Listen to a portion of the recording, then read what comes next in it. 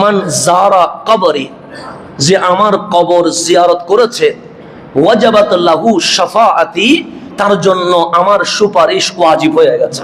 তা আমার রাসূল বলছে ওয়াজাবাত লাহু শাফাআতি, যে মদিনায় জিয়ারত করবে আমি নবী নিজের উপর ওয়াজিব করে নিয়েছি, কাল হাসরে আমি তার জন্য সুপারিশ করতে বাধ্য হয়ে গেছে। নবীজি নিজের উপর কি করছেন? ওয়াজিব করছেন।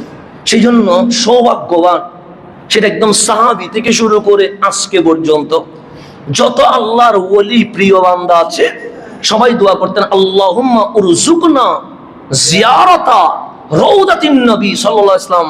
মালিক, জীবনে কিছুই চাই না, একটা জিনিস চাই, অন্তত মরণের আগে হলেও কামলিওয়ালার রওজা জিয়ারত করার তৌফিক নসিব করি।